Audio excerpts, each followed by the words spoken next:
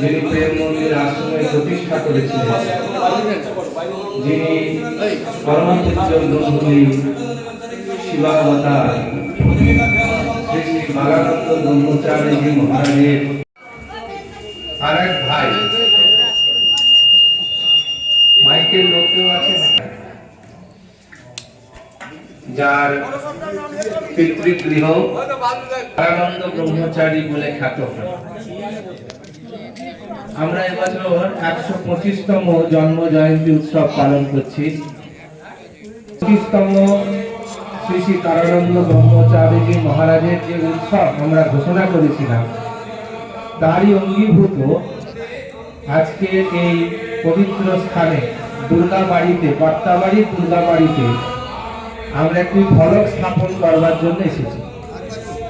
ফলক আমরা স্থাপন করেছি, তার আনুষ্ঠানিক উদ্বোধন আমাদের পুজোর পরে পূজ্য প্রেম মন্দির আশ্রমের সহ অধ্যক্ষ পূজ্য শ্রীমৎ ভুবানন্দ ব্রহ্মচারীজি মহারাজ করবেন। এবং আজকের আমরা তার সঙ্গে সঙ্গে কিছু গুরু বন্দনা, দুর্গাষ্টকম পাঠ, তার সঙ্গে কিছু ভক্তি সঙ্গীত এবং তার সঙ্গে সঙ্গে আমরা এই বাড়ি সম্পর্কে কিছু শুনব, এই বাড়ির ইতিহাস সম্পর্কে কিছু শুনব এবং এই বাড়ির সঙ্গে প্রেম মন্দিরের যে সম্পর্ক এখনো পর্যন্ত চলছে সেই সম্পর্ক আমরা আজকে কিছু শুনব। তাই সম্পূর্ণ আজকের অনুষ্ঠানটি একটা তথ্যমূলক অনুষ্ঠান। আমরা অনেকেই এসে দেখেছি যে একটি বংশ তালিকা, এই বংশ তালিকায় তিনি রচনা করেছেন, তিনি এখানে উপস্থিত আছেন। প্রায় ৬-৭খানা বই তিনি এই বাড়িকে গবেষণা করে লিখেছেন। এই বংশ তালিকায় আজ থেকে ৩১তম পুরুষ, সেইখান থেকেই বংশ তালিকা এখানে নথিভুক্ত হয়েছে, যেটা মনে হয় ভারতবর্ষে একটি বিরল। আমরা ভারতবর্ষের মানুষ রামায়ণ পড়েছি, মহাভারত পড়েছি, সেইখানে আমরা দেখেছি যে রামচন্দ্রের বংশ তালিকা আমরা সেখানে দেখেছি। রামায়ণ মহাভারতে আমরা দেখেছি কিভাবে আর সেই ব্রহ্মার থেকে, নারায়ণ থেকে বংশ পরম্পরা হয়ে হয়ে বর্তমান রাজবংশ চলছে। আজকে অভিভূত হলাম আমরা যে এখনো পর্যন্ত মানুষ একটা খুঁজছে, যে দিনকাল পড়েছে। আজকে আমরা খুব বেশি হলে দাদুর নামটা জানি, তার বাবার নাম আমরা জানি না, আমরা জানবার চেষ্টাও করি না। সবচেয়ে বড় কথা, আমাদের মজা হচ্ছে আমরা জানি না বলে ঘাড় নাড়ি, কিন্তু জানার চেষ্টা কোনোদিন করি না। তো আমাদের এইরকম বাড়িতে বংশ তালিকা খোঁজার চেষ্টা করতে হবে, কারণ এটা হচ্ছে আমাদের অস্তিত্ব।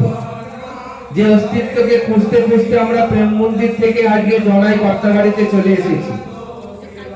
আমরাও যেরকম প্রেম মন্দিরের যে বর্তমান ইতিহাস, তাতে আমি বলতে গেলে যা ইতিহাস পাওয়া যায়, তাতে গুরুকুল হিসাবে আমরা প্রেম মন্দিরে সপ্তম পুরুষ পাচ্ছি।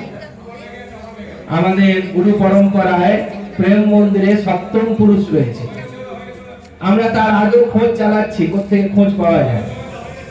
আমরা একটা খোঁজ পেয়েছি গুজরাটে নর্মদার তীরে, যেখানে আমাদের ব্রহ্মানন্দ ব্রহ্মচারীজি মহারাজের আশ্রম আছে। আমরা গেছি সেখানে, সৎসঙ্গ যাত্রা করেছি।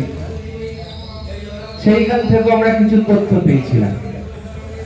তো সব মিলিয়ে আজকে একটা পুরনো দিনকে খোঁজা, একটা অতীত গৌরবকে খুঁজে পাওয়ার জন্য আমরা এখানে এসেছি। এই ভূমি আমাদের কাছে পূর্ণ ভূমি, সেই ভূমিতে আমরা উপস্থিত হয়েছি। আমরা কল্পনা করছি তারানন্দ মহারাজ ছোটবেলায় পুজোর ছুটি কাটাতে এই জায়গায় আসতেন। তার বন্ধু বান্ধব নিয়ে তিনি ছোট বয়সেই দুর্গা গালানি খেলা করতেন। একটু বড় হয়ে তিনি আর মামার বাড়িতে সাধন ভজন শেখার জন্য সাধুচরণ বাবুর কাছে আসতেন। তিনি খবর পেয়েছিলেন তার মামা দণ্ডীঘর থেকে বেরিয়ে গিয়ে তিনি সন্ন্যাস বালানন্দ মহারাজের সঙ্গে চলে গেছেন নিখোঁজ। এই বাড়িতে এই ইতিহাস, এই আকাশ বাতাস, এখানকার মাটি তারানন্দ মহারাজের সেই ছোট বয়সের স্মৃতি বহন করছে। 27 বছর বয়সে তিনি গৃহত্যাগ করেন। তার আগে পর্যন্ত স্মৃতি এইখানে যুক্ত ছিল। পরবর্তীকালেও তিনি এই গৃহে এসেছেন। এই বাড়ির অনেক লোক তারানন্দ মহারাজের থেকে দীক্ষাও নিয়েছেন এবং তাদের মধ্যে অনেক এখন রয়েছেন এখানে, তাদের বংশ পরম্পরা। সেই একটা যোগাযোগ প্রেম মন্দিরের সঙ্গে করতে করতে আমাদের টেনে নিয়ে সেই জায়গা। আমি তো বলি যে অর্জুন বাবু সেই মাধ্যম ছিলেন আমাদের, যিনি আছেন সমস্ত আজকের কাজের নেতা যাকে বলে, সব এনাদের বাড়ির লোকেদের বোঝানো। একদিন আমরা এসেছিলাম এখানে বোঝানো, তো আমি অভিভূত হয়েছিলাম এবং আমি বলেছিলাম যে এই বাড়িতে আমরা একটা কিছু স্মৃতিচিহ্ন রাখতে চাই। তারা সবাই মিলে রাজি হয়েছেন এবং তাদের পরিবারের মেয়েরা ছেলেরা সবাই আজকে এসেছেন। আমরা আজকে সেই দিনটি, সেই অতীত গৌরবকে নিয়ে কিছুক্ষণ সময় এখানে কাটাবো। আমরা একটু ধৈর্যের সঙ্গেই থাকবো এবং পরপর আমরা কিছু শুনবো। প্রথমে আমরা বলবো গুরু বন্দনাটা দিয়ে, বুঝলেন? গুরু বন্দনা ভবসাগর।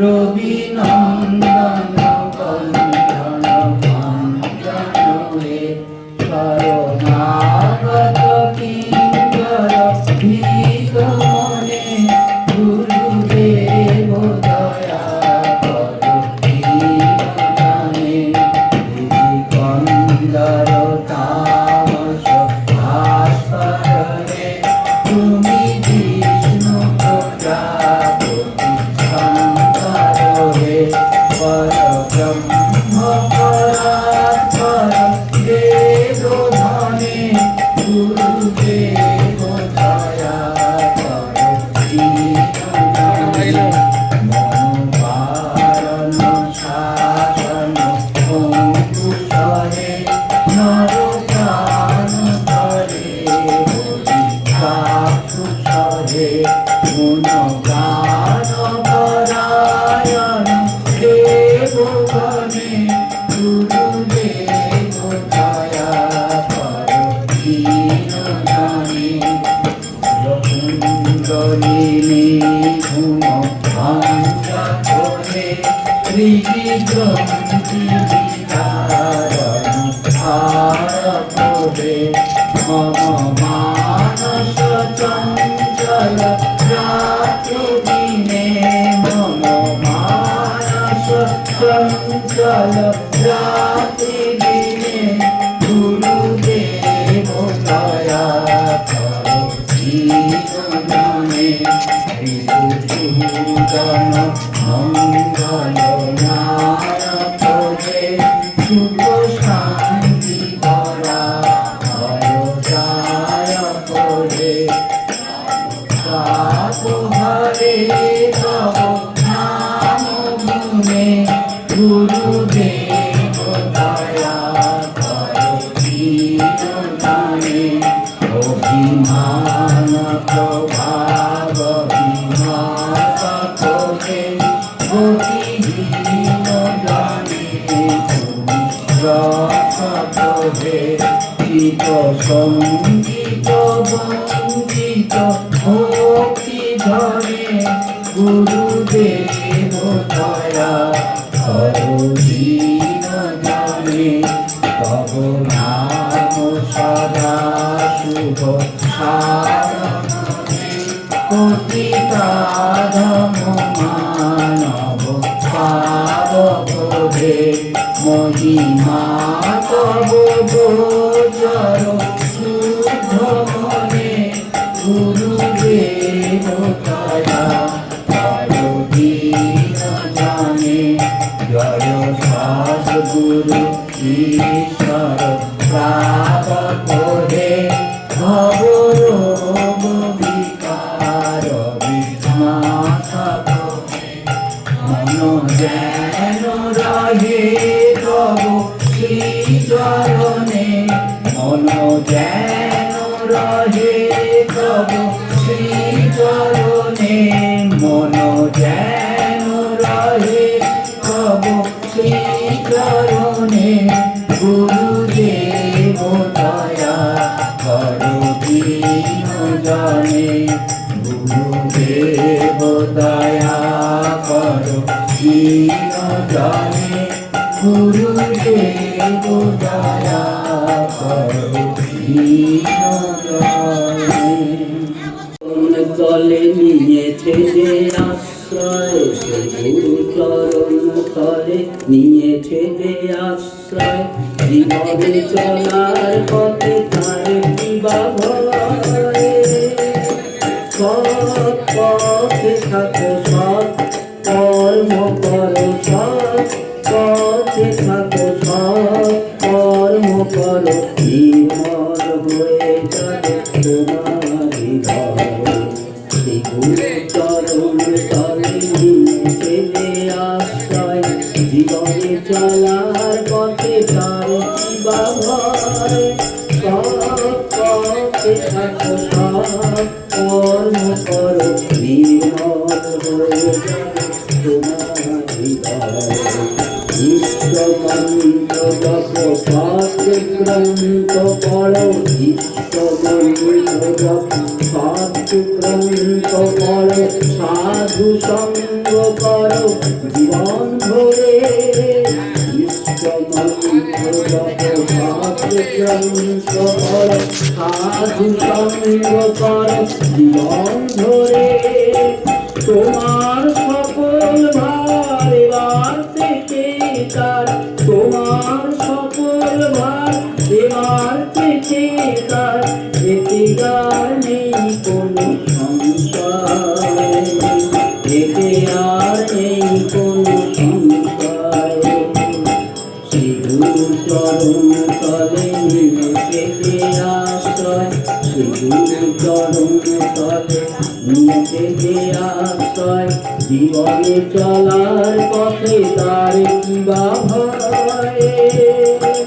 সৎ পথে থাকো সৎ কর্ম করো সৎ পথে থাকো সৎ কর্ম করো নির্মল হয়ে যাবে তোমার হৃদয়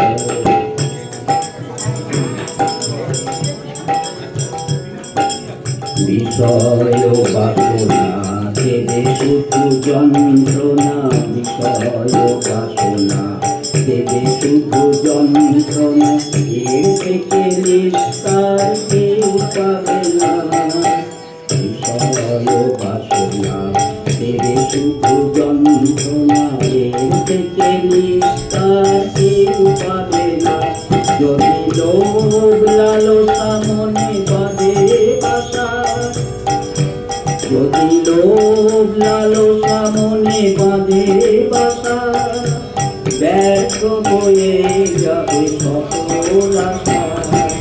বিষয় বাসনা থেকে শুধু যন্ত্রণা, এর থেকে নিস্তার কেউ পাবে না। যদি লোভ লালসা মনে বাঁধে বাসা, যদি লোভ লালসা মনে বাঁধে বাসা, ব্যর্থ হয়ে যাবে সকল আশা। গুরুর কাছে করো শুধু এই প্রার্থনা, গুরুর কাছে করো শুধু এই প্রার্থনা। মিশে মায়া মনে মোরে ভুলায়ে রেখো না, গুরুর কাছে করো শুধু এই প্রার্থনা। মিশে মায়া মনে মোরে ভুলায়ে রেখো না। সুখে দুঃখে শোকে যেন থাকি মোরা অবিচল, সুখে দুঃখে শোকে যেন থাকি মোরা অবিচল। তুমি আছো সাথে মোদের, তুমি আছো সাথে মোদের, হবেই হবে জয়। গুরুর চরণ তলে দিনে থেকে আশ্রয়, জীবনে চলার পথে তার কি বা ভয়। সৎ পথে থাকো, সৎ কর্ম করো, নির্মল হয়ে যাবে তোমার হৃদয়। গুরুর চরণ তলে দিনে থেকে আশ্রয়, জীবনে চলার পথে তার কি বা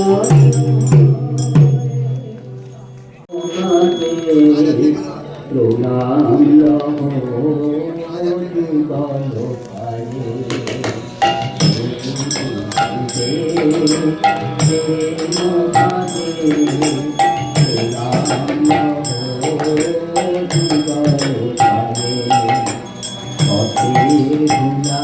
মোরে শোভন করি রাখো আমায় তব চরণ তলে।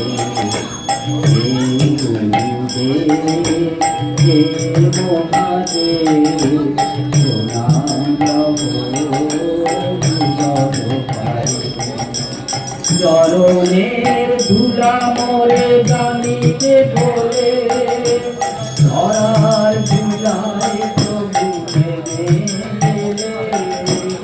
চরণের ধুলা মোরে জানিতে বলে, ধরার ধুলায় প্রভু নেমে এলে। চিত্ত আমার প্রভু মুক্ত করো, চিত্ত আমার প্রভু মুক্ত করো।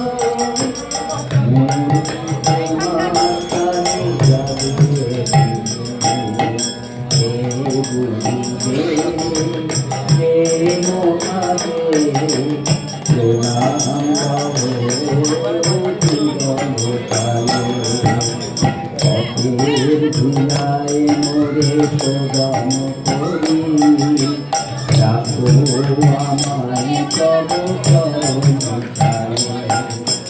পরম দেবতায় গো করুণা নিদান, দাও কৃপা বাড়ি দাও মহাদান।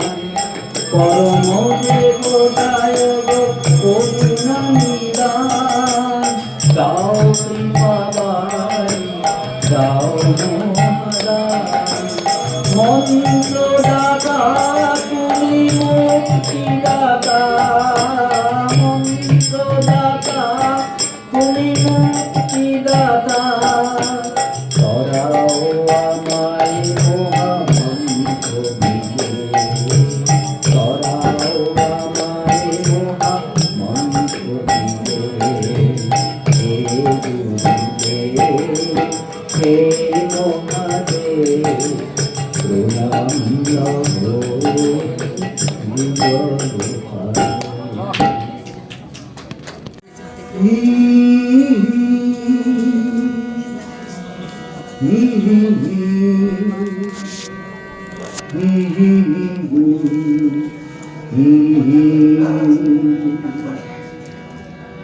জয়ন্তী মঙ্গলকাল ভদ্রকালী কপালি গুণাত্রি নমস্তুতে কালী কালী মহাকালী काली के पहारी सर्वानंदकरे देवी नारायणी नमस्ते सर्वमंगलमंगले शिवे सर्वार्थसाधिके सर्वनित्यम्बके गौरी नारायणी नमोस्तुते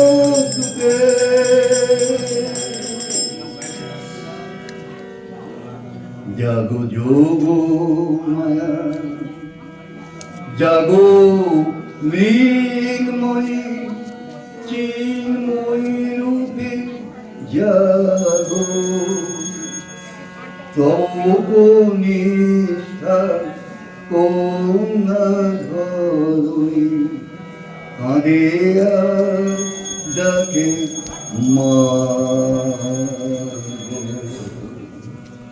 जागो जोगो माया जागो जोगो माया जागो मृन्मयी चिन्मयी रूपे जागो तबो निष्ठा पूर्ण करो कांदिया डाके जागो जोगो माया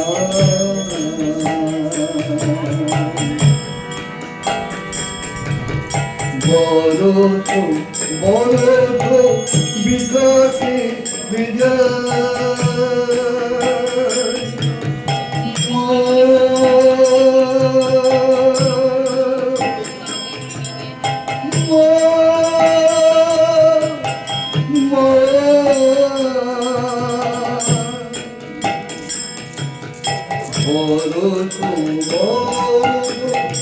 বিকাশে বিজয় বিধাই মতো অবমিগাই সেই তবে মাধ আজিকে যায় সেই তবে মাধ আজিকে যায় আর তো আসেরি না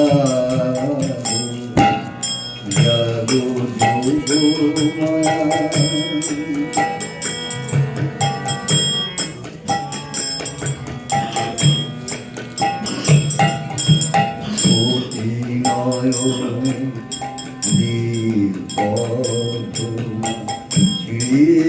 দিলাম চরণে তো জাগিলি না তুই এলি না ধরায় জাগিলি না তুই এলি না ধরায় মা কপুরুকি হয় কথা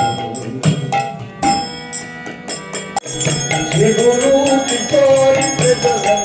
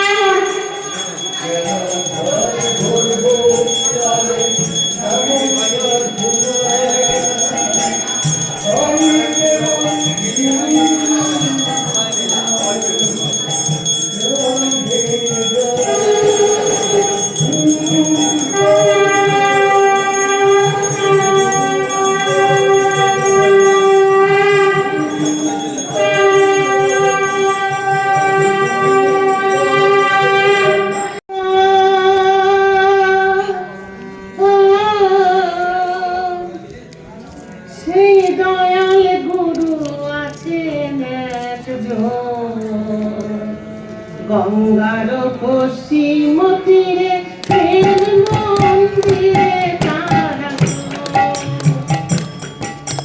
ভাবনা কিরে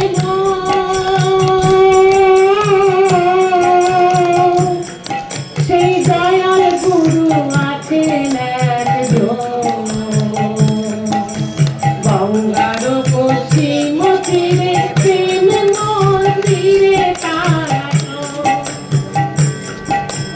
গুরু আমার প্রাণধন গুরু আমার প্রাণধন গুরু বিনা বৃথায় জীবন আমি গুরুর চরণ শিরে ধরি গুরুর চরণ শিরে ধরি রাখব দেবে ভাবনা কিরে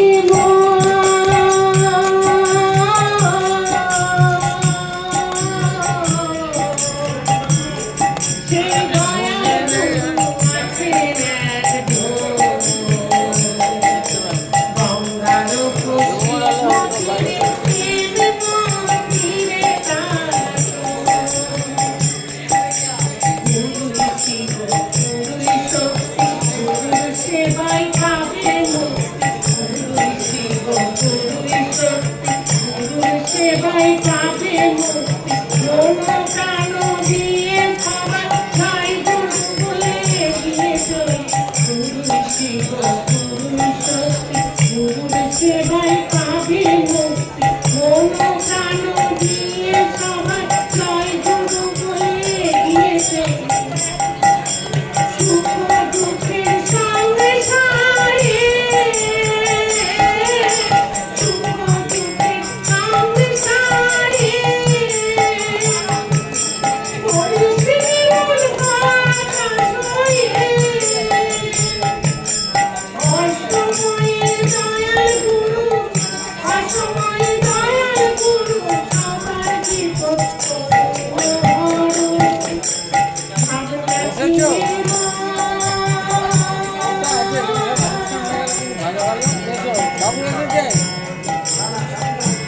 সেই দয়াল গুরু আছেন গঙ্গার পশ্চিম তীরে প্রেম মন্দিরে তারা আশ্রম প্রতিষ্ঠা, দেওঘরের মূর্তি প্রতিষ্ঠা, দেওঘরের সংস্কৃত কলেজ প্রতিষ্ঠা, এমনকি দেওঘরের যে বিশাল পরিমাণের দুর্গা পুজোর আয়োজন সব তার হাতে নির্মাণ ছিল পূর্ণানন্দ মহারাজের, যিনি এই বাড়ির ছেলে পুরাণ চাঁদ মুখোপাধ্যায় তার নাম। তিনি অকাল প্রয়াণ হয় মাত্র 55-56 বছর বয়সে। মৃত্যুকালীন যে বর্ণনা আমরা পেয়েছি যে গুরুদেবের কোলে মাথা রেখে তিনি শেষ নিঃশ্বাস ত্যাগ করেন। তার শরীর যাওয়ার পরে এবং তার হাতে গড়া ছেলে ছিল শ্রীমৎ তারানন্দ ব্রহ্মচারী মহারাজ, যেহেতু একদিকে ভাবনা অপরদিকে তার পুরো সাধন জীবনটাই করে দিয়েছিলেন পূর্ণানন্দ মহারাজ, যেখানে গুরুদেবের কি করে সেবা করতে হবে, তার সঙ্গে সঙ্গে শাস্ত্র পাঠ, তার সঙ্গে সঙ্গে আশ্রমের কাজ কর্ম তদারকি করা, তার উপর দায়িত্ব ছিল চিঠি লেখা। অর্থাৎ এখনকার দিনের মধ্যে তো হোয়াটসঅ্যাপ আর ফেসবুকের যুগ নয়, তখন আশ্রমে কেউ চিঠি পাঠালে তার উত্তর দিতে হতো। আমরাও দেখেছি গুরু মহারাজ ছোট বয়সে প্রত্যেক দিন দুর্গাপুজোর পরে বিকেলবেলায় বসতেন এক পাতা পোস্ট কার্ড নিয়ে, আর বিজয়া শুভেচ্ছা জানাতেন সকলকে হাতে লিখে, নিজের হাতে লিখে। এমনকি আমাদের উৎসবের যে চিঠিগুলো যেত বাড়ি বাড়ি, ভক্তদের বাড়ি, দূরে যারা রয়েছেন তাদেরকে মহারাজ সেই ছাপানো চিঠির তলায় দু কলম লিখে দিতেন, তোমরা আমার আশীর্বাদ জানবে আর আশ্রমে খুব সত্তর আসিবে, এই করে উনি জুলাই অন্ততে লিখিয়ে দিতেন। তো সেই রকম চিঠি লেখার অভ্যাস তারানন্দ মহারাজকে শিখিয়েছিলেন পূর্ণানন্দজি। তার জীবনটাই পুরো সাধন জীবনটা ঘিরে ছিল একদিকে বালানন্দ মহারাজের মতন তার ইষ্টদেব, আর একদিকে তার শিক্ষাগুরু পূর্ণানন্দ মহারাজ। তার যখন শরীর চলে যায়, প্রয়াণ হয়, তখন তিনি একটি তার সেই কবিতার অপূর্ব ভঙ্গিমায় একটি কবিতা রচনা করেছিলেন। সেই কবিতাটা এখন শতরূপা পাঠ করে আপনাদের শোনাবে, সব মনোযোগ দিয়ে শুনবেন। এই বাড়ির সঙ্গে এগুলো সম্পর্কিত, সেই জন্য এটা একটা আমরা পাঠ করেছি। गुरु साक्षात् परम ब्रह्म तस्मै श्री गुरवे नमः। बालानन्दसुतं देवं तारानन्दं नमाम्यहं। प्रेमरूपधरं देवं सर्वकल्याणकारकम्। কবিতাটির নাম পূর্ণানন্দ মহাপ্রয়াণ। লিখেছেন আমাদের পরম গুরুদেব, প্রেম মন্দির আশ্রম প্রতিষ্ঠাতা অনন্ত শ্রী তারানন্দ ব্রহ্মচারী মহারাজ। শ্রীমৎ পূর্ণানন্দ ব্রহ্মচারীর মহাপ্রয়াণ তারপর 7ই ভাদ্র 1340, অর্থাৎ যে সালে প্রেম মন্দির আশ্রম প্রতিষ্ঠা হয় সেই সালে এই কবিতাটা রচনা।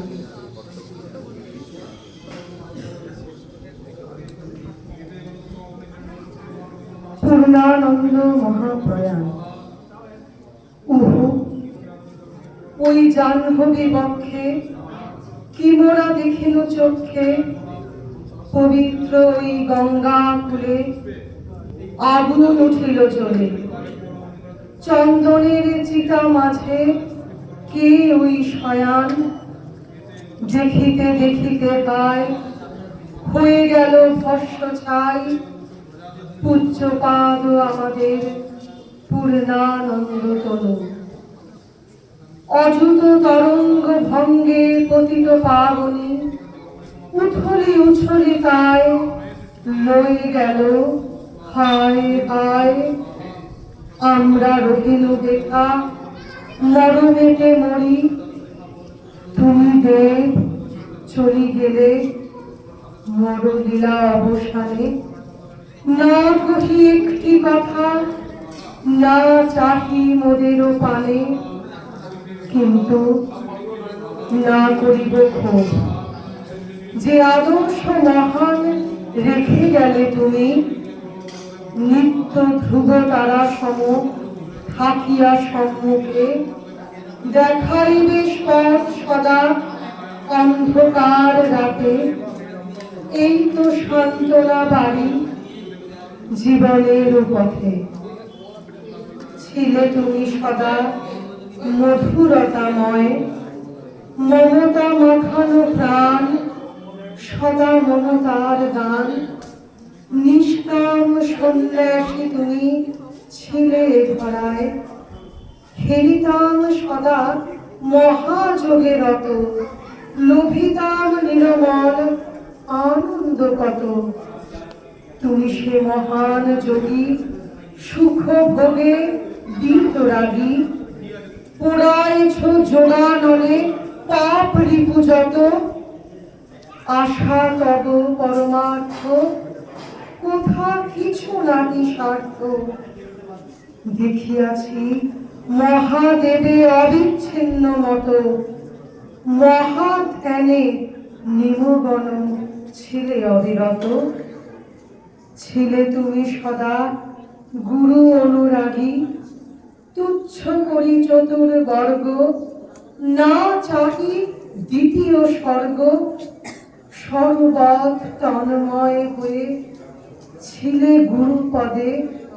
এই তো স্বর্গ তব ছিল এ জগতে। কি আর কহিব দেব, ভাষা নাহি আছে। অবশ লেখনি মোর বিরহে তোমার, জ্যোতির্ময় ধাম হতে করো এই আশীর্বাদ। পুরে যেন মনসার গুরু পদে রহে মতি। আমি তো বুঝি না ধর্ম, জানি না ভগতি কর্ম। সদা যেন বুঝি কাঁধে খুলিয়া প্রাণের মর্ম। অসার সংসার মাঝে গুরু ভক্তি অনুপম, তোমারই আশিস বলে রথি যেন অনুক্ষণ হয়। আমি এই বাড়িটি নেই। সাধুচরণ মুখোপাধ্যায় আমার দাদু, সাধুচরণ আমার দাদু, আমার তার ছোট ছেলে। আমি অনেকবার তারানন্দ মহারাজের আশ্রমে গিয়েছি, ছোট্ট থেকে, অনেক ছোট্ট থেকে বাবা মার সঙ্গে। তো আমি তো ওনাকে সচক্ষে দেখেছি, অনেক সান্নিধ্য লাভ করেছি, ওনার আশীর্বাদ পেয়েছি। যেটুকু পেয়েছি আমি সেটুকুই আমার অভিজ্ঞতা আমি একটু আপনাদের সঙ্গে ভাগ করে নেব। তো সেই হিসেবে আমি বলতে চাই যে এই বাড়িতে দাঁড়িয়ে এটাই আমার মানে কি বলবো, আমি এই বাংশেরই মেয়ে। সুতরাং আমি ছিলাম তখন মুখোপাধ্যায়, মীনাক্ষী মুখোপাধ্যায়, আজ আমি মীনাক্ষী চট্টোপাধ্যায়। তো আমি আমার অভিজ্ঞতা একটু আপনাদের সামনে বর্ণনা করছি। আজকে যে পুণ্যাত্মা মহাযোগী শুভ আবির্ভাব জয়ন্তী উপলক্ষে এই সভা আয়োজন হয়েছে, তিনি আমাদের সকলের পরম পূজনীয় শ্রী শ্রী তারানন্দ ব্রহ্মচারী মহারাজ। তিনি মহাত্মা, তিনি সদ্গুরু, তিনি পরম যোগী, আধ্যাত্মবাহ্যের আলোক পুরুষ। আজ পরিণত বয়সে এসে তাকে বুঝতে জানতে চেষ্টা করি, কিন্তু যখন নিতান্তই শৈশবে তার সংস্পর্শে আসার সৌভাগ্য হয়েছিল, তখন তাকে আপন জ্যাঠামশাই বলেই জেনেছিলাম। আমি তাকে জ্যাঠামশাই বলেই ডাকতাম, সাধু জ্যাঠামশাই। তিনি যে সাধারণ নন, তিনি যে যোগী, মহাত্মা, এইসব বোধ যে বয়সে থাকে না, তেমন বয়সেই আমি তাকে প্রথমবার দর্শন করেছি বলে মনে পড়ে। 7-8 বছর বয়স হবে, হয়তো আরো শৈশবে তার কাছে আমি এসেছিলাম মা বাবার সঙ্গে, কিন্তু সে কথা আমার স্মরণ নেই। আমার মীনাক্ষী নামটি তারই দেওয়া। মা বাবা বলেছিলেন, ইনি তোমার সাধু জ্যাঠামশাই, প্রণাম করো। একটু ভয় হয়নি তাকে দেখে, কেমন হাসি মুখে আমাদের কাছে ডাকলেন, আমাদের জন্য সিঙ্গারা মিষ্টি আনিয়ে দিয়ে তিনি আতিথেয়ত করলেন। আমাদের মনের মধ্যে খুব একটা ভরসা আর ভালোবাসার টান তৈরি হয়েছিল তখনই। পরবর্তীকালে মা বাবা জীবনের নানা সমস্যার মুখোমুখি হয়ে তার সমাধানের দিশা পাওয়ার জন্য এই সাধু জ্যাঠামশাইয়ের কাছে যেতেন, আর সঙ্গে যেতাম আমি ও আমার ছোট ভাই অশোক। তিনি তার তপস্যালব্ধ জ্ঞানের আলোয় সংসারী মানুষের দুঃখ লাঘবের পথ দেখাতেন, আর আমিও ভাই তখন গঙ্গা থেকে সেই আশ্রমে খেলে বেড়াতাম। মনে করে সেখানেই দেখেছিলাম সাধু জ্যাঠামশাইয়ের ধ্যান ঘর। একটু বড় হবার পরে তার আশ্রমে যখনই গেছি, তিনি আমাদের শোনাতেন তার পরম পূজ্য গুরু মহারাজ বালানন্দজির কথা। পিতৃসম গুরু ভাই ও পূর্বাশ্রমের মাতৃ পরম যোগী সৃষ্টি পূর্ণানন্দ ব্রহ্মচারীর কথা তিনি আমার ঠাকুরদা পুণ্যাত্মা সাধুচরণ মুখোপাধ্যায়ের প্রতি কতখানি শ্রদ্ধাশীল ছিলেন, সে কথা আমাদের সঙ্গে কথোপকথনকালে বারংবার বলেছে। ঠাকুরদা ঈশ্বর সাধুচরণ মুখোপাধ্যায় ছিলেন গুপ্ত যোগী। তিনি সংসারে থেকেও যোগ সাধন পথের পথিক। তিনি সাধু জ্যাঠামশাই অর্থাৎ তার ভাগ্যের মধ্যে এক সুখাত্মা মহাযোগীর সমস্ত লক্ষণ চিহ্নিত করেছিলেন। এ কথা তিনি বারবার বলেছেন। আমাদের কথা আমি আমার বাবার কাছে শুনেছি। সাধু জ্যাঠামশাই একবার চিঠি লিখলেন বাবাকে। তিনি বেহালায় আমাদের নতুন বাড়ি হওয়া বাড়িতে এসে চণ্ডীপাঠ করতে ইচ্ছুক, এই কথা জানিয়ে লিখলেন। বাবা যখন খুব অসুস্থ, চলৎশক্তিহীন অবস্থা, আর্থিক দুর্যোগে আমাদের সংসার টলমল, তিনি শুভ তিথি দেখে এসে সমস্ত দিন ধরে একাসনে বসে শ্রী শ্রী চণ্ডীপাঠ ও হোম করলেন। তিনি তার দৈব শক্তি বলে জানতে পেরেছিলেন এই বাড়িতে বাস্তুত অশুভ কোনো জিনিস রয়েছে। এরপরে বাবা শারীরিকভাবে সুস্থ হলেন। মা বাবা শিখিয়েছিলেন বিজয়া দশমীতে প্রণাম জানিয়ে চিঠি লিখতে। তারাও নিয়মিত চিঠি লিখতেন। আমার চিঠির জবাবই আশীর্বাদী চিঠি সবসময় পেয়েছি আমি এই সাধু জ্যাঠামশাই মানে তারানন্দ ব্রহ্মচারী মহারাজের কাছ থেকে। জীবনের গুরুত্বপূর্ণ সময় তাকে চিঠি লিখে আশীর্বাদ প্রার্থনা করেছি, তিনি উপদেশ দিয়েছেন, আশীষ বাণী পাঠিয়েছেন। আমার স্কুল ফাইনাল পরীক্ষার আগে আমি লিখেছিলাম যে আমি তার আশীর্বাদ চেয়েছিলাম। তিনি লিখলেন, পরিশ্রম কখনো বিফলে যাবে না, নির্ভয়ে পরীক্ষা দিয়েছি। তারপর সাধু জ্যাঠামশাই আশীর্বাদ করেছেন যে যে ভরসা পেয়েছিলাম তার কাছ থেকে, সে আমার জীবনে সত্যি উপলব্ধি হবে। আমার বিবাহের আগে তার আশীর্বাদ উপদেশ পেলাম, সংসারের দায়িত্ব ও কর্তব্য পালন করো, জীবন যুদ্ধে জয়ী হবে। এসব যে কতখানি সৌভাগ্যে তা আজ হৃদয়ে অনুভব করি। ঈশ্বর আমার প্রতি সদয়, তাই তেমন উচ্চ কোটির যোগী পুরুষের স্নেহ আশীর্বাদ পেয়েছি। এখন এমন একটি ঘটনা বলতে চাই যা আমাকে বিস্মিত করেছিল। আমি সামান্য মানুষ, আধ্যাত্ম পথে সন্তানই হতে পারিনি। যোগ বল তপস্যা লব্ধ বিভূতি সম্বন্ধে কোনো জ্ঞান, কোনো ধারণা আমার নেই। ঘটনাটি ব্যাখ্যা তাই আমার কাছে সেদিনও ছিল না, আর আজও নেই। আমি প্রথম সন্তানকে হারাই তার 3 মাস বয়সে। তখন মা তাকে চিঠিতে সব জানিয়েছিলেন, তিনি আমাকে স্বামী সহ তার কাছে যেতে লেখেন।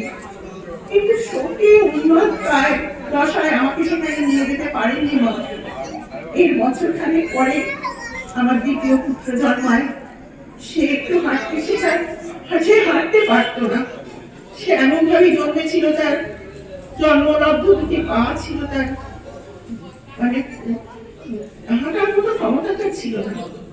আমি সাধু জ্যাঠামশাইয়ের শরণাপন্ন হই, তার আশীর্বাদ প্রার্থনা করি, এবং তখন তিনি আসতে বলেন ওনার কাছে সেই সন্তানকে নিয়ে। সেখানে ফোনের সুবিধা তো ছিল না, আমরা তখন আরাম সম্মান না দিয়ে গিয়েছিলাম। তিনি আসরে বসেছিলেন, আমরা প্রণাম করলাম। তিনি আমাদের ছেলেকে কাছে রাখলেন, কোলে নিলেন। তারপর আসলে নিচ থেকে কয়েকটি লজেন্স বার করে আমার ছেলের হাতে দিলেন। একটি লজেন্স নিয়ে ছেলেকে একটু খাইয়েও দিলেন। তিনি কিভাবে যে জানলেন যে তার কাছে সেদিন একটি শিশু আসবে, সে কথা আমার বোধে অতীত। এরপরে আমার ছেলে হাঁটতে শেখে এবং সে স্বাভাবিক জীবনে ফিরে আসে। সংসার জীবনের উপর ব্যস্ত হয়ে পড়ি, আর তার দর্শন লাভের সৌভাগ্য আমার হয়নি। তবে বাবার উপদেশ মেনে দেওঘরে গিয়ে শ্রী শ্রী বালানন্দ ব্রহ্মচারী, শ্রী শ্রী পূর্ণানন্দ ব্রহ্মচারী আমার ছোট দাদুজি ছিলেন, ও শ্রী শ্রী তারানন্দ ব্রহ্মচারী শ্রী সাধু জ্যাঠামশাইয়ের সাধুস্থল দর্শন করি। সেখানেও আশ্রমিক সাধু সন্তেরা আমাদের অনেক যত্নে প্রসাদ দিলেন, আনন্দ প্রকাশ করলেন যে আমি তাদের বংশের মহাযোগীরা যে শ্রী শ্রী পূর্ণানন্দ ব্রহ্মচারী, শ্রী শ্রী তারানন্দ ব্রহ্মচারী পূর্বাশ্রমের বংশধারায় আমি জন্মেছি। আমি সেই বংশেরই মেয়ে। তারা শুনে যথেষ্ট খুশি হলেন, আনন্দ পেলেন। তারা যে আমার ছোট ঠাকুরদা ও জ্যাঠামশাইয়ের এই পরিচয়টা পেয়ে কতই খুশি হয়েছিলেন। আজ আমরা যে দুর্গা দালানের কথা তার পূর্ণ ভিটেতে সমবেত হয়েছি, তাই শ্রী শ্রী তারানন্দ ব্রহ্মচারী মহারাজের সাধন পথের পথ প্রদর্শক এবং ঈশ্বর সাধুচরণ মুখোপাধ্যায় মহারাজের গুরু ভাই ও সচল বৈদ্যনাথ শ্রী শ্রী বালানন্দ ব্রহ্মচারীজির প্রিয় শিষ্য শ্রী শ্রী পূর্ণানন্দ ব্রহ্মচারী মহারাজ ও শ্রী তারানন্দ ব্রহ্মচারী মহারাজের জন্মভিটা। পরম পূজনীয় ঠাকুরদা, ছোট ঠাকুরদা ও পরম পূজনীয় সাধু জ্যাঠামশাইয়ের চরণে শতকোটি শ্রদ্ধাবনত প্রণাম জানাই।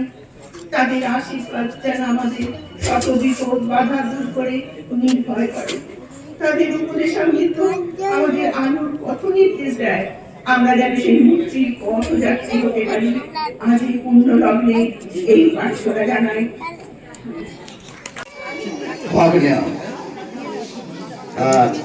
পূর্ণানন্দ ব্রহ্মচারীজি আমার ছোট ওই আশ্রমে বেশ কিছুদিন ছিলেন।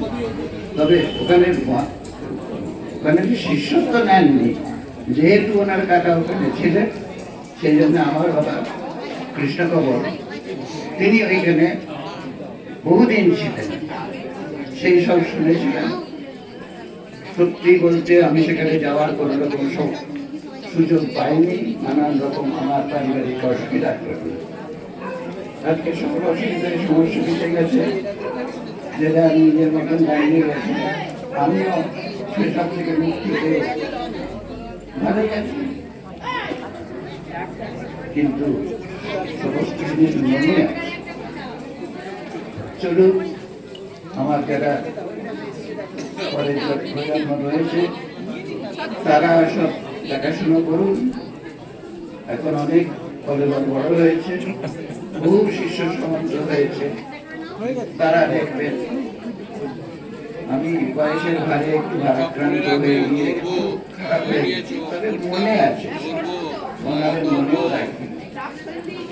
আজকে দুটি বই সংগ্রহ করলো আমার স্ত্রী, দেখলাম মহারাজের ছবি দেখলাম, দেখে মনে পড়লো হ্যাঁ বাবার কাছে ওই ছবি দেখেছিলাম। আমার আর কি বলার আছে, আমার সব কাকার ছেলেরা মেয়েরা এইসব দেখছে, তারাই দেখুক, আমার তো সমর্থ নেই। এই বলেই আমি শেষ করছি। মহারাজ উনি আমার বর্ধা, এই বংশের এখনো তুমি 35টা, সত্যবাড়ির মধ্যে 35টা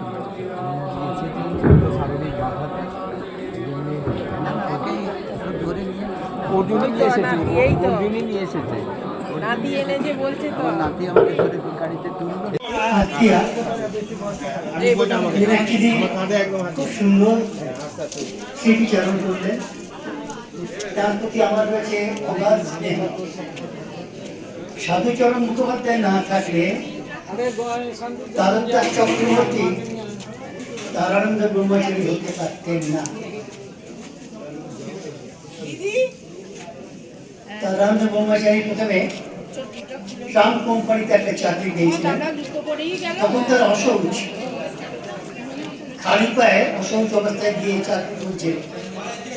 16-17 বছরের ছেলে, বাবা মারা গেছেন, সংসারে দারিদ্র, অবিবাহিত বোন, মা, কি করে চালাবেন? একটা ছোটখাটো চাকরি জোগাড় করলেন এবং ন্যায় কলেজে ভর্তি হলেন, কিন্তু ওরা সম্পূর্ণ করতে পারলেন না। তিনি রেমিংটন কোম্পানিতে চাকরি পেলেন, আগে চাকরি একটু ভালো।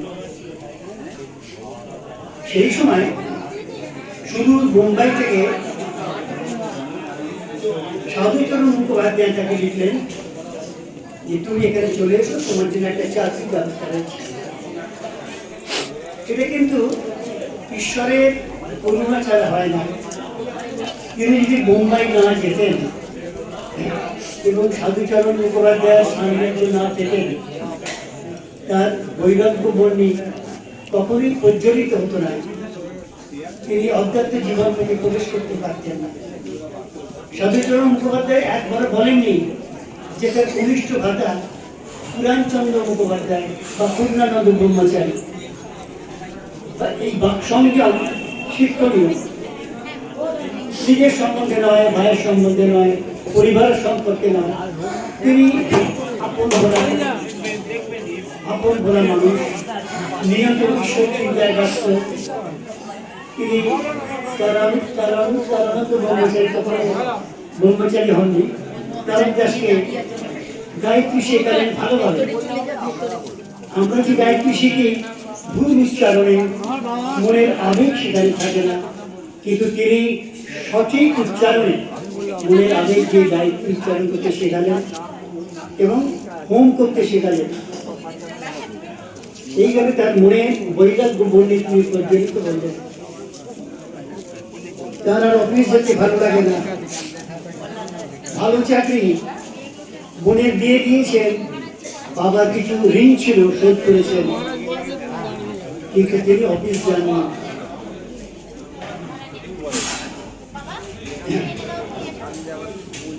শ্লোক মনে পড়ছে, তার বাংলা করছে।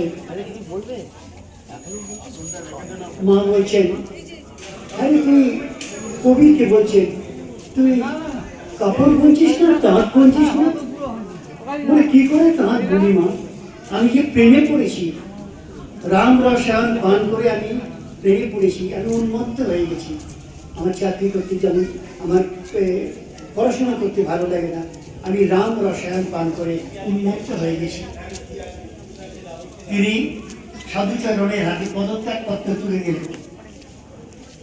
অফিসের কলিগরা ব্যঙ্গ করতে লাগলেন, মাথার দোষ হয়েছে, কঠিন ব্যাধি হয়েছে। তিনি ভ্রুক্ষেপ করলেন। সাধুচরণ মুখোপাধ্যায় দেখলেন যে তারকদাসের অবস্থা ঊর্ধ্বমুখ কুম্ভের মতো। শাস্ত্রে আছে ঊর্ধ্বমুখ কুম্ভ, জলে ডোবার জন্য দেখুন কিন্তু জলে ডুবছে না, তাকে ডোবাতে হবে। তারকদাস অবস্থা ঠিক এইরকম। সাধুচরণ সেই ভাটটা দিলেন, তিনি নানাভাবে তাকে উৎসাহিত করলেন ধর্মপথে পথিক হবার জন্য। শেষে বললেন যে তুমি অরণ্যবাদে যাও বা তপবনে যাও, সেখানে আমার কনিষ্ঠ ভাই আছে, বলবে পরমানন্দ ব্রহ্মচারী, পূর্ণানন্দ ব্রহ্মচারী। আনন্দ মহারাজ ভোরবেলা গেছেন, ঘন্টা বা ঘন্টা বসে আছি, জিতে পারছেন না। শীতকাল, মাঘ মাস, কনকনে ঠান্ডা। অনেকক্ষণ পরে পূর্ণানন্দ ব্রহ্মচারীকে দেখলেন, সব কথা জানালেন। বালানন্দ মহারাজের কাছে গেলেন, কিন্তু বালানন্দ মহারাজ প্রত্যাখ্যান করলেন। কেন না, বাবা মায়ের মত নাম নিতে হবে না।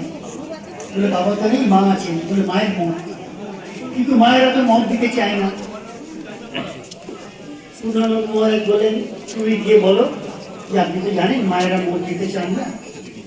গিয়ে বলে, আপনি তো জানেন মহারাজ মায়েরা মত দিতে চান না। বালানন্দের মনে পড়ছিল তার মায়ের কথা, তিনিও তো মাকে কাঁদিয়ে চলে এসেছেন। শেষকালে তিনি মত দিলেন। এইবার তার সমস্ত সাধনার ভার নিলেন পুণ্যস্থল পূর্ণানন্দ ব্রহ্মচারী। তাকে তাকে উচ্চ সাধক রূপে তিনি গড়ে তুললেন। সে বিস্তৃত বর্ণনা দরকার নেই, একটা বই আমি লিখেছি জগন্তপূর্ণ, তার মধ্যে সবই আছে। আর সাধুচরণ মুখোপাধ্যায় এবং ব্রহ্মচারী, প্রেমানন্দ ব্রহ্মচারী, এদের চরণে আমি কোটি কোটি প্রণাম জানি। আমার সংক্ষিপ্ত বক্তব্য শেষ করছি।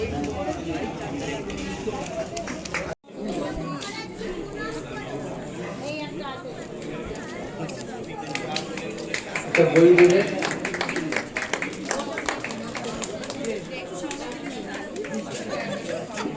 এরপরে ডাকছি শ্রীধর মুখোপাধ্যায়। মুখোপাধ্যায় পরিবারের শ্রীধর মুখোপাধ্যায়, তাকে একটু আসার জন্য সামনে বলছি। আপনারা দেখতে পাবেন না, একটু একটু সামনে দিকে। শ্রীধর মুখোপাধ্যায় এসেছেন? শ্রীধর মুখোপাধ্যায়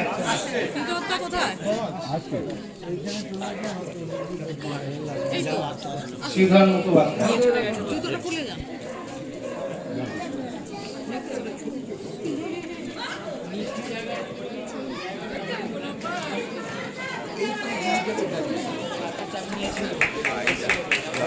এই এরা একটু দেখতে পাচ্ছেন নাকি?